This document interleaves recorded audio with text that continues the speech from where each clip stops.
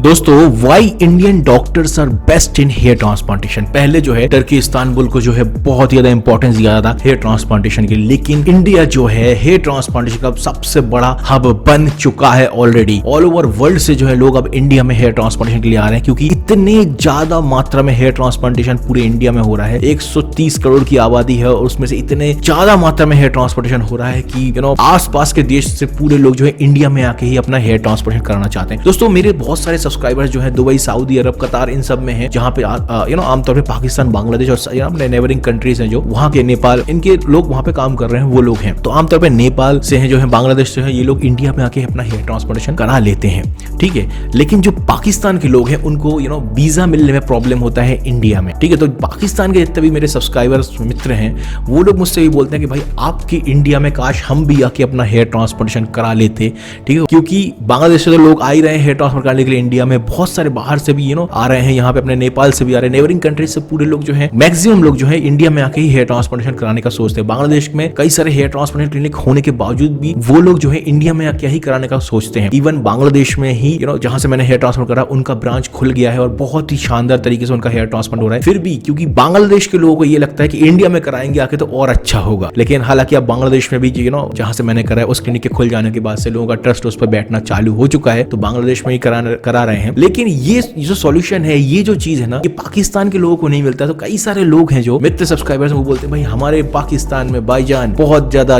Corruption है, बहुत cheating करते हैं, बहुत कुछ है, और ये चीज कंसिस्टेंटली लोग मुझसे बोल रहे हैं। हो सकता है कुछ क्लिनिक्स अच्छा कर रहे हो, ऐसा नहीं है कि मैं ये पाकिस्तान की क्लिनिक्स को ब्लेम कर रहा हूँ, लेकिन बहुत ज्यादा फ्रॉड्स पाकिस्तान की क्लिनिक्स में होता है, जो ये बताता है कि हमारे इंडियन डॉक्टर्स कितने अच्छे हैं। डेफिनेटली हमारे इंडिया में भी बहुत सारे फ्रॉड्स होते हैं, चीटिंग होता है, लेकिन अब कम से कम अभी वो स्टेज आ गया है जहां पर बहुत कम मात्रा में लोगों के फ्रॉड हो रहे हैं, जो बिल्कुल ही गुमराह हो जाते हैं पैसे के लालच में, अनलिमिटेड नंबर ऑफ ग्राफ, वही लोगों के साथ फ्रॉड हो रहा है। उसका एक बहुत अच्छा उदाहरण मैं आप लोगों को दिखाना चाहूंगा। ये देख सकते हैं, ये 19-20 साल का लड़का है, बिल्कुल पाकिस्तान का है। बंदे का आप देख सकते हो, उससे टेम्पोरल एरिया थोड़ा सा रिसीड हुआ है। ये बंदा अगर डर्मा रोलर यूज करे, उम्र कम है, बहुत उम्र कम है, पाकिस्तान का बंदा है, अगर ये डर्मा रोलर यूज करे, प्रॉपर योगा करे, अच्छा डाइट रखे, ये चीज रखे, तो ये अपने हेयर लाइन को थोड़ा सा रीग्रोथ ना भी करा पाए तो रिसीडिंग से रोक सकता है, क्योंकि एज कम है, ठीक है ना। लेकिन ये क्योंकि किसी डॉक्टर के पास गया अपना हेयर ट्रांसप्लांटेशन के बारे में बात करने के लिए, उसने करीब 3000 के आसपास इस बंदे को हेयर ट्रांसप्लांटेशन में ग्राफ्ट लगा दी। अब आप बताइए किस तरीके से ग्राफ्ट की चीटिंग की गई है। ग्राफ्ट तो अच्छे लगा दी गए, मींस मेरे ख्याल से 30,000 के आसपास पैसा लगा है इसका, 10 रुपए पर ग्राफ्ट के हिसाब से। तो इसके ऊपर ऑलरेडी मैं वीडियो बना चुका हूँ। पैसा तो इसका कम ही लगा है, तो बंदा सोचेगा बहुत बढ़िया डील रहा है, कम पैसे में ग्राफ्ट लग गए। लेकिन अब ये देखो कि इसका डोनर एरिया इसको 40-50 साल तक यूज करना है, उससे भी ज्यादा, कई सारे लोगों को उससे ज्यादा भी यूज करना है, ठीक है ना। इतने से कम उम्र में 3000 ग्राफ्ट यूज कर लिए गए इसका, तो ये कितना बड़ा इसके साथ धोखा हुआ एक तरीके से, क्योंकि ये बंदे को हेयर ट्रांसप्लांट की जरूरत ही नहीं थी। इतने कम उम्र में जो है इतने से रिसीडिंग हेयर लाइन में हेयर ट्रांसप्लांट कराना ही नहीं चाहिए। यही रिसीडिंग हेयर लाइन अगर 25 के ऊपर हो जाता है, 26 के ऊपर बंदा हो जाता है, तो फिर भी वो थोड़ा बहुत सर्जरी ले सकता है, उसमें भी 1500-2000 के आसपास ग्राफ्ट लग के ये ठीक ठाक चला सकता था। बंदे का क्यों पैसा कमाना है कम ग्राफ्ट में, जो है अगर कम ग्राफ्ट लगाए, इनको 1000 ग्राफ्ट लगाएंगे तो 10,000 का पैकेज बनेगा, अगर 2000 ग्राफ्ट लगाए तो 20,000 का पैकेज बनेगा। पैसा खींचने के लिए जितने हो सके उतने ग्राफ्ट निकाल के इस बंदे को लगा देगा। आप देख सकते हैं फ्रंटल पार्ट में जो है, यहाँ पर जो है इसके अच्छे खासे बाल हैं, फिर भी उस जगह भर भर के ग्राफ्ट लगा दी गई। बिल्कुल नॉनसेंस है। फ्यूचर में ये बंदे का जब हेयरलाइन पीछे से रिसीड और होगा तो इसके पास उतने ग्राफ्ट मौजूद नहीं होंगे। हालांकि डोनर एरिया जबरदस्त है, ये बंदा लकी है कि फ्यूचर में हो सकता है इसके और भी ग्राफ्ट निकल जाए, लेकिन आप में और हम में से कई सारे लोग जो है इतने लकी नहीं होंगे। वहीं दूसरी तरफ इंडिया के हमारे जो डॉक्टर्स हैं, वो आप देख सकते हैं कि इस बंदे का जो है, ये भाई जो है करीब 28 से 30 साल के आसपास के थे और इनका हेयरलाइन थोड़ा सा रिसीड हुआ था और 2500 के आसपास जो है 2500 प्लस के आसपास ग्राफ्ट इनको इम्प्लांट किए गए हैं। काफी अच्छी तरीके से हेयर ट्रांसप्लांट किया गया और वर्तमान समय ऐसा रिजल्ट आया हुआ है। एज अच्छी हो गई थी, ठीक है ना। उसके बाद स्टेबल डोनर एरिया था, स्टेबल हेयर फॉल था, पूरा कैलकुलेशन करके इनका हेयर ट्रांसप्लांटेशन करा गया है। तो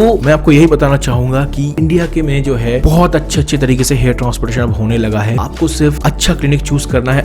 इवन आप यूट्यूब पे भी अगर अच्छे तरीके से फोकस करो या फिर थोड़े से ढंग से 10 लोगों से भी पूछो ना, तो आपको एक अच्छा हेयर ट्रांसप्लांट क्लिनिक डेफिनेटली मिल जाएगा। ये वीडियो वीडियो बनाने का मेरा मकसद दोस्तों यही है, पाकिस्तान के लोग एक्चुअल में इंडिया में आके हेयर ट्रांसप्लांट, आप सोचो वो डेस्परेशन कितना रहता है कि पाकिस्तान के लोगों को इंडिया में आके अपना हेयर ट्रांसप्लांटेशन कराने का वो सोच रहे हैं, क्योंकि वो बाहर भी नहीं जा, कई सारे लोग इतने रिच नहीं होते हैं, आप और हम भी बाहर नहीं जा पाए हेयर ट्रांसप्लांट कराने के, लोकल में ही हम ढूंढते हैं। तो जिन जो टर्की वर्की जा सकते हैं वो तो करा ही रहे हैं बाहर जाके, लेकिन कई सारे लोग जो लोकल में ढूंढते हैं पाकिस्तान में, उन लोगों के साथ किस तरीके का फ्रॉड हो रहा है, अभी भी ग्राफ्ट की चीटिंग होती है, बहुत सारी चीजें हैं जिसके डोनेट से ग्राफ्ट निकले भी नहीं जा सकते, उसको भी 4000 बोल के पूरा डोनेट एरिया खराब करके उनका ट्रांसप्लांट किया था। इवन पाकिस्तान में ही आपने देखा होगा जितने भी वो घाव वाले सर्जरीज हुए हैं वो पूरे पाकिस्तान के हैं। लकीली हो सकता है इंडिया में भी हो in future, don't know, medical field कुछ भी हो सकता है, लेकिन जितने भी खराब केसेस इस तरीके के हुए हैं वो पाकिस्तान में हुए हैं। वी आर जस्ट लकी हमारे पास ऐसे डॉक्टर्स हैं इंडिया में अभी जो हेयर ट्रांसप्लांटेशन कर रहे हैं। डेफिनेटली हमारे इंडिया में भी बहुत सारे लोग चीटिंग कर रहे हैं, फ्रॉड कर रहे हैं, लेकिन थोड़ा सा अगर हम फोकस रहे तो हमें बहुत अच्छे क्लिनिक्स भी हमारे बजट में ही